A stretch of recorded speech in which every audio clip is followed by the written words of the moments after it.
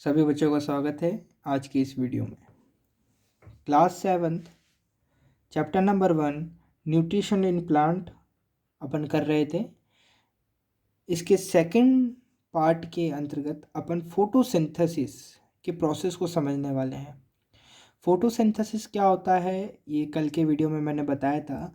Photosynthesis एक process का नाम है, ये किस प्रकार का प्रोसेस होता है? Food making process. कौन सा होता है? Food making process. और ये किस में होता है? ये जो प्रोसेस होता है वो किस में होता है? प्लांट में होता है। किस में होता है? प्लांट में। फोटोसिंथेसिस एक फूड मेकिंग प्रोसेस है जो प्लांट में होता है। इसका मतलब क्या है? इसका मतलब ये है कि जो प्लांट होते हैं वो अपना खाना खुद बनाते हैं। प्लांट जो होते हैं वो अपना फूड खुद बनाते हैं। तो अपने फूड बनाने का जो प्रोसेस होता है शुरू से लेकर एंड तक, यानी कच्चे माल जो जैसे कि आटा लेते हैं अपन लोग कैसे खाना बनाते हैं, जैसे रोटी अपन कैसे बनाते हैं, आटा लिया, कच्चा आटा लिया, फिर उसमें पानी डाला, फिर उसको क्या करते हैं अपन, ऐसे ऐसे करते हैं ना, उसको गूंदते हैं, गूंद कर रोटी बनती है, देन उसके बाद सब्जी बनती है। इस तरीके से जो खाना होता है उसकी उस पूरे प्रोसेस को अपन क्या कहते हैं? कुकिंग कहते हैं। क्या कहते हैं? कुकिंग कहते हैं। इसी तरीके से प्लांट जो होते हैं, कौन होते हैं? प्लांट जो होते हैं वो भी अपना खाना बनाते हैं, खुद बनाते हैं अपना खाना। तो उनके खाना बनाने का जो प्रोसेस होता है, जब प्लांट खाना बनाते हैं उनके खाना बनाने का जो प्रोसेस होता है वो कहलाता है फोटोसिंथेसिस। क्या कहलाता है? फोटोसिंथेसिस। इसी के बारे में आज थोड़ी सी जानकारी लेंगे अपन। लिख रखा है the food factories of plants are leaves. कल एक क्वेश्चन हमने सबने पुट किया था कि जो प्लांट होता है, प्लांट के अंदर खाना बनता कहाँ पर है, यानी उसकी फूड फैक्ट्री क्या होती है ना? फूड फैक्ट्री क्या होती है? तो जो प्लांट की फूड फैक्ट्री है वो होती है लीव्स। क्या होती हैं? लीव्स। लीव्स जो होती हैं वो प्लांट की फूड फैक्ट्रीज होती हैं। लीव्स यानी होता है पत्तियाँ। आपने देखा होगा पेड़ पे बहुत सारी पत्तियाँ होती हैं। तो आज आपको जानने को मिलेगा कि जो प्लांट का सबसे इम्पॉर्टेंट पार्ट होता है वो होता है लीव्स। क्या होता है? लीव्स। आगे लिख रखा है देयरफॉर, इसलिए it is required all the raw material must reach the leaf. इसलिए ज़रूरी होता है कि जितना भी रॉ मटेरियल है, रॉ मटेरियल यानी कच्चा पदार्थ, रॉ मतलब होता है कच्चा पदार्थ, जैसे कच्चा मीट होता है, हाँ, उसको पका के खाते हैं। उसी तरीके से कच्चा मटेरियल होता है वो पहले जाता है लीव्स के पास। किसके पास जाता है? लीफ के पास। फिर वो उसको अन्य जितने भी पार्ट्स होते हैं उसकी तरफ भेजती है। आगे लिख रखा था root absorb water and minerals present in the soil and is transported to the leaves.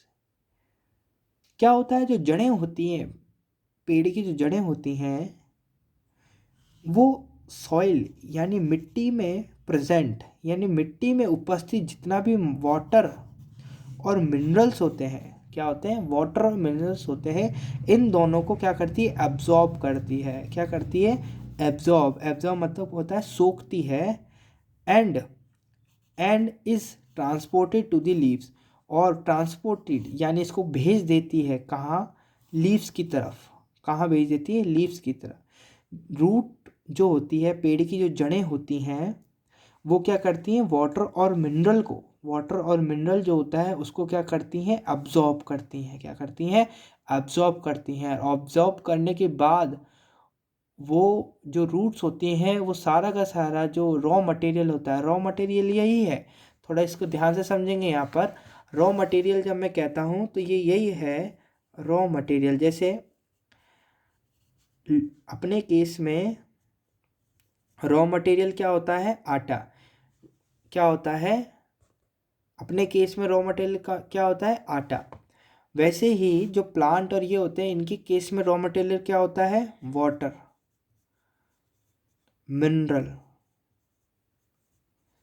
Sunlight,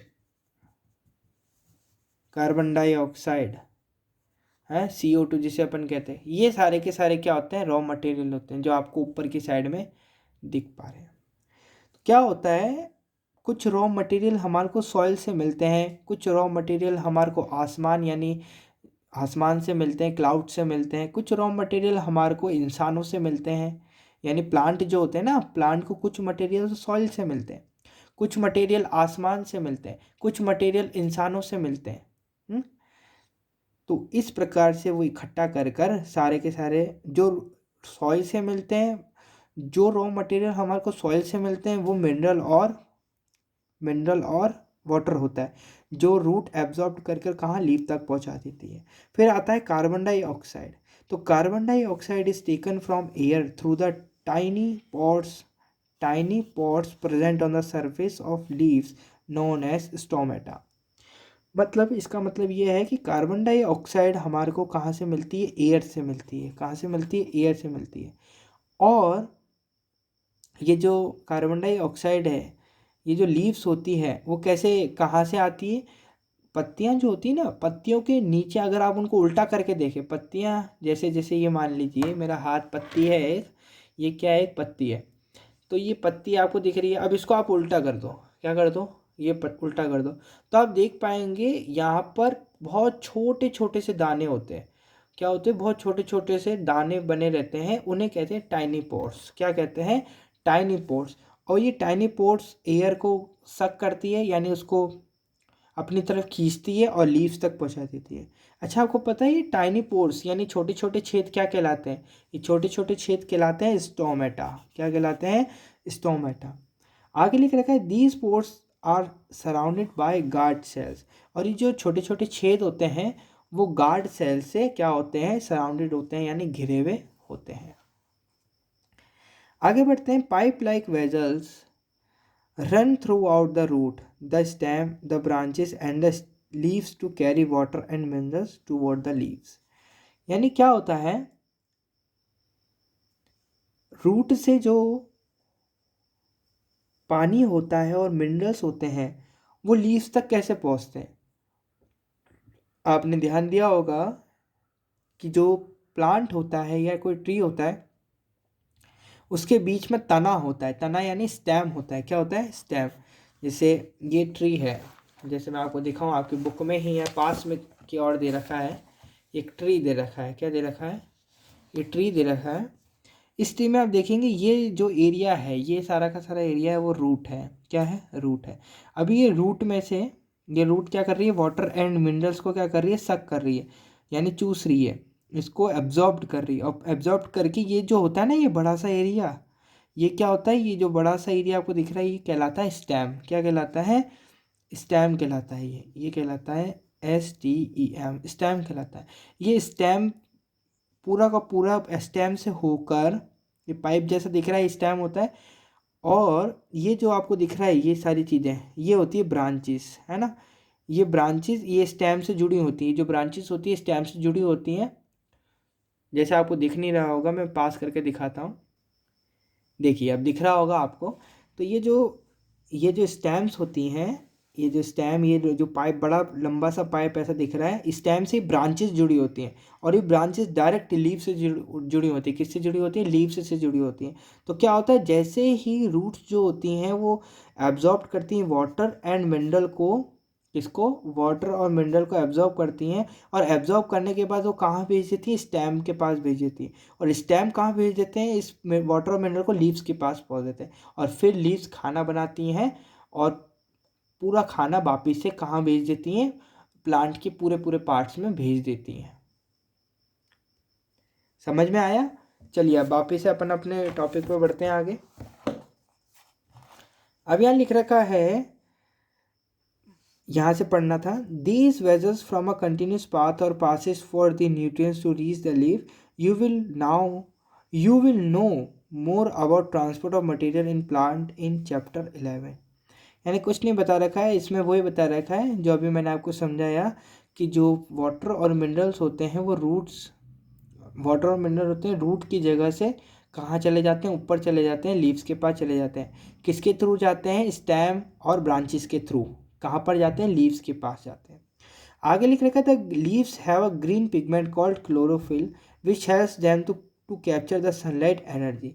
हमने देख लिया कि जो रॉ मटेरियल होते हैं वो बहुत सारे होते हैं। मैंने आपको स्टार्टिंग में बताया था कि raw material water, mineral, sunlight, carbon dioxide, ये सारे के सारे रॉ मटेरियल्स होते हैं। क्या होते हैं? रॉ मटेरियल्स होते हैं। हमने देखा जो वाटर और मिनरल्स होते हैं वो रूट्स के थ्रू एब्जॉर्ब किए जाते हैं और लीव्स तक पहुंचा दिए जाते हैं। दूसरा हमने कार्बन डाइऑक्साइड देखा कि कार्बन डाइऑक्साइड जो होती है वो लीव्स कैसे लेती हैं। लीव्स के जो उल्टी होती है, जो पत्ती होती है, पत्ती को अगर उल्टा करें तो वहाँ पर बहुत सारे छोटे छोटे छेद पाए जाते हैं जिसे हम स्टोमेटा कहते हैं। तो स्टोमेटा क्या करते हैं? एयर को, यानी एयर में से कार्बन डाइऑक्साइड को खींच लेते हैं और अपने काम में लेते हैं। फिर बात आती है सनलाइट की। तो आप पूछेंगे सर सनलाइट जो होती है वो लीव्स कैसे एब्जॉर्ब करती है? तो यहाँ लिख रखा है the leaves have a green pigment called chlorophyll. तो लीव्स के पास एक ग्रीन पिगमेंट होता है जिसका नाम होता है क्लोरोफिल। क्या होता है? क्लोरोफिल। ये क्या लिखा है? क्लोरोफिल। ये जो क्लोरोफिल होता है ना, ये क्या करता है? सनलाइट से जो एनर्जी होती है वो कैप्चर करने में मदद करता है। क्या करता है? कैप्चर करने में मदद करता है। जो सनलाइट से एनर्जी मिलती है ना वो। Plant synthesis their food using carbon dioxide and water in presence of sunlight. यानी कि जो प्लांट होते हैं वो सनलाइट के बिना कार्बन डाइऑक्साइड और वाटर है, और कार्बन डाइऑक्साइड और वाटर जो होता है वो सनलाइट के बिना काम में नहीं आ सकता। जैसे मान लो मम्मी के सामने क्या रखा हुआ है या अपने सामने क्या रखा हुआ है, आटा भी रखा हुआ है, पानी भी रखा हुआ है, लेकिन जब तक हमारे शरीर में जान नहीं होगी, जब तक हमारे शरीर में एनर्जी नहीं होगी, तब तक अपन क्या नहीं कर पाएंगे? उस पानी को आटे में नहीं डाल पाएंगे और उस आटे को गूंद नहीं पाएंगे। क्या नहीं कर पाएंगे? गूंद नहीं पाएंगे। और गूंद नहीं पाएंगे तो फिर क्या होगा? रोटी नहीं बनेगी। इसी तरीके से इसी तरीके से बिल्कुल प्लांट भी जो होते हैं उनके सामने कार्बन डाइऑक्साइड भी होती है, उनके सामने वाटर भी होता है, उनके सामने क्या होता है? यहाँ पर लिख रखा है उनके सामने कार्बन डाइऑक्साइड भी होता है, उनके सामने वाटर भी होता है, लेकिन फिर भी वो काम नहीं कर पाते क्योंकि उनके पास एनर्जी नहीं होती। और एनर्जी मिलती है उनको कहाँ से? सनलाइट से, है ना। तो ये बात है, sunlight is very important. The process of preparing food in the presence of sunlight is known as photosynthesis. Photosynthesis, तो आपको याद रखना है the process of preparing food in the presence of sunlight is known as photosynthesis. यानी कि प्रकाश की उपस्थिति, यानी लाइट की उपस्थिति में, लाइट की प्रेजेंस में जब प्लांट अपने खाने को यानी अपने फूड को प्रिपेयर करते हैं तो वो जो पूरा प्रोसेस कहलाता है वो फोटोसिंथेसिस कहलाता है। वो पूरा प्रोसेस क्या कहलाता है? फोटोसिंथेसिस कहला रखा है। फोटोसिंथेसिस में फोटो का मतलब होता है लाइट। फोटोसिंथेसिस में फोटो का मतलब होता है लाइट और सिंथेसिस का मतलब होता है टू प्रिपेयर, यानी तैयार करना। तो लाइट की प्रेजेंस में प्लांट जो फूड प्रिपेयर करते हैं अपना, उसी को ही हम फोटोसिंथेसिस कहते हैं। It is one of the unique process on the earth. यानी कि इस तरीके का जो फोटोसिंथेसिस का जो प्रोसेस है ये अर्थ पे बहुत ही यूनिक है, यानी अलग है। So to carry out the process of photosynthesis chlorophyll, अगर आप यहाँ पर लिख रखा है, अगर आप फोटोसिंथेसिस के प्रोसेस में आप फोटोसिंथेसिस के प्रोसेस को करना चाहते हैं तो आपके पास क्लोरोफिल होना चाहिए, सनलाइट होनी चाहिए, कार्बन डाइऑक्साइड होनी चाहिए एंड वाटर होना ज़रूरी है। अगर फोटोसिंथेसिस का प्रोसेस इनके बिना नहीं होता, किनके बिना? क्लोरोफिल के बिना नहीं होता, सनलाइट के बिना नहीं होता, कार्बन डाइऑक्साइड के बिना नहीं होता, वाटर के बिना नहीं होता। लेकिन अगर leaves capture this solar energy and store it the form of food in plants. क्या होता है? इससे जो लीव्स होती है वो capture this solar energy and the store in the it in form of food in plant. क्या होता है? इनसे जो भी फूड बनता है, सोलर एनर्जी जानते हैं ना आप? सोलर एनर्जी होती है धूप, जो प्रकाश होता है, यानी लाइट जो होती है, लाइट की एनर्जी को क्या कहते हैं? Solar energy. तो ये जो लीव्स होती हैं वो सोलर एनर्जी कहाँ से लेती है? सन से लेती हैं। और सन से ले लेकर सोलर एनर्जी को किस फॉर्म में? अपने खाने के फॉर्म में अपने पास स्टोर करके रखती हैं। ठीक है। Thus the ultimate source of energy for all living organism is the सन।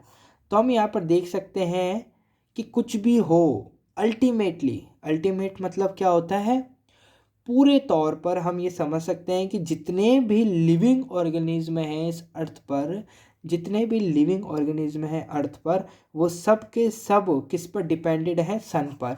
सन ही है, यानी सूरज ही है जो अपन सबको क्या करता है, जीवित रखता है। अगर सूरज नहीं होगे तो कुछ नहीं होगा। देखो, जो प्लांट है वो पूरा पूरा निर्भर है, पूरा पूरा डिपेंडेंट है सन पर। किस पर डिपेंडेंट है, सन पर। अगर सन नहीं होगा तो कुछ नहीं होगा, है ना। और मनुष्य यानी मानव जो डिपेंडेंट है वो किस पर है, प्लांट पर। अगर मान लो प्लांट ही नहीं होंगे तो मनुष्य नहीं होगा, है ना। तो हम अल्टीमेटली कह सकते हैं कि सबका सोर्स क्या है, यहाँ लिख रखा है अल्टीमेट सोर्स ऑफ एनर्जी, यानी एनर्जी का जो अल्टीमेट सोर्स है वो है सन। क्या है, सन। आगे लिख रखा है if plants do not make if plants do not make their own food through photosynthesis, there would be no food. The survival of all living organisms depends on plants for their food directly or indirectly। वही बात कह रखी है इसने।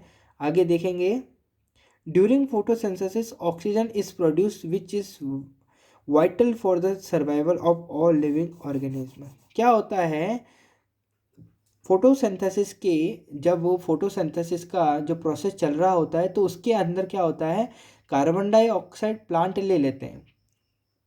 Plant क्या करते हैं, carbon dioxide ले लेते हैं और ऑक्सीजन छोड़ते हैं।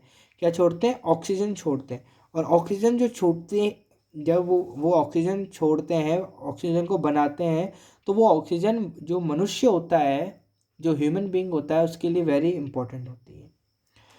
Hence it can be said that life cannot exist on earth in the absence of photosynthesis। तो हम ये कह सकते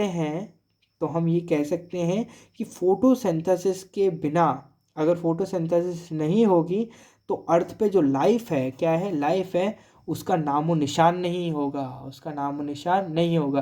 क्योंकि फोटोसिंथेसिस के प्रोसेस से ही हमारे को क्या मिलती है, हमारे को क्या मिलती है, ऑक्सीजन मिलती है। और ऑक्सीजन से ही जो ह्यूमन बीइंग होता है वो जिंदा रहता है। अगर मान लो ऑक्सीजन ही नहीं हुई तो कुछ नहीं होगा, है ना। और ऑक्सीजन हमारे को कहाँ से मिलती है, प्लांट से मिलती है। और प्लांट से कैसे मिलती है, फोटोसिंथेसिस के प्रोसेस से मिलती है। समझ में आ रहा होगा सभी बच्चों को। आगे लिख रखा है, during photosynthesis in the presence of sunlight cells of living containing chlorophyll synthesis carbohydrates using carbon dioxide and water। The process can be represented an equation as। क्या होता है, कार्बन डाइऑक्साइड प्लस वाटर, है ना। Carbon dioxide plus water, plant जो होते हैं वो carbon dioxide stomata से लेते हैं, वाटर लेते हैं रूट से, है ना। लिया उन्होंने, इन दोनों को मिलाया, और जब सनलाइट क्लोरोफिल से मिलती है तो क्या बनती है, कार्बोहाइड्रेट बनते हैं और ऑक्सीजन बनती है। क्या बनते हैं, कार्बोहाइड्रेट बनते हैं और ऑक्सीजन बनती है। ये इक्वेशन आपको देखनी है ना। ये इक्वेशन है कार्बन डाइऑक्साइड प्लस वाटर। इसको सनलाइट दी जाती है, कार्बन डाइऑक्साइड और वाटर को सनलाइट दी जाती है तो किस में कन्वर्ट हो जाता है, कार्बन डाइऑक्साइड और वाटर मिलकर कार्बोहाइड्रेट और ऑक्सीजन बनाते हैं। क्या बनाते हैं, कार्बन डाइऑक्साइड और ऑक्सीजन बनाते हैं। ये इक्वेशन है, आपको ध्यान रखनी है। अब आगे बढ़ते हैं थोड़ा सा। यहाँ लिख रखा है,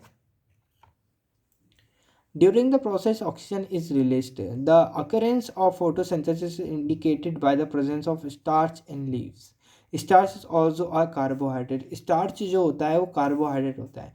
अब आप पूछेंगे सर स्टार्च क्या होता है, तो स्टार्च आप देखेंगे कि चावल होते हैं अपने, चावल का जो पानी होता है, मतलब मान लो चावल है, चावल के अंदर आपने पानी डाला, फिर उसमें से चावल निकाल लिए, तो कुछ स्टार्च की जो मात्रा होती है वो उस पानी में आ जाती है। क्या आ जाती है, स्टार्च की मात्रा आ जाती है, यानी चावल में स्टार्च होता है। कहने का मतलब ये है कि चावल में स्टार्च होता है। लिख रखा है all the leaves have chlorophyll, यानी सभी लीव्स के पास क्या होता है, क्लोरोफिल होता है। ये क्लोरोफिल क्या होता है, ग्रीन पिगमेंट होता है। क्या होता है, क्लोरोफिल क्या होता है, ग्रीन पिगमेंट होता है। Even even other than green, ये क्लोरोफिल क्या करता है, लीव्स को ग्रीन करने का काम करता है। ये जो लीव्स होती हैं हरी क्यों होती हैं, अगर आपसे किसी ने पूछ लिया कि ये जो पत्तियां हैं वो हरी क्यों होती हैं, तो आप बोलेंगे पत्तियां हरी क्लोरोफिल के कारण होती है। किसके कारण होती है? क्लोरोफिल के कारण होती है। The large amount of red, brown and other pigments mask the green colour, but photosynthesis takes place in these leaves also. You must have seen slimy green patches in ponds or stagnant water bodies. Such patches are generally formed by the growth of organisms called algae. Do you know why algae are green in color? The algae get its green color from chlorophyll and can even prepare their own food by photosynthesis. कुछ नहीं कह रखा है, ये वही बता रखा है जो ग्रीन पत्तियों का जो ग्रीन कलर होता है, पत्तियों का जो ग्रीन कलर होता है वो किसके कारण होता है? क्लोरोफिल के कारण होता है। किसके कारण होता है? ये क्लोरोफिल के कारण होता है। आज अपन इतना ही पढ़ेंगे। अगले वाले वीडियो में अपन यहाँ से शुरू करेंगे। कहाँ से शुरू करेंगे? Synthesis of plant food other than carbohydrates. ठीक है, आज के लिए इतना ही। धन्यवाद।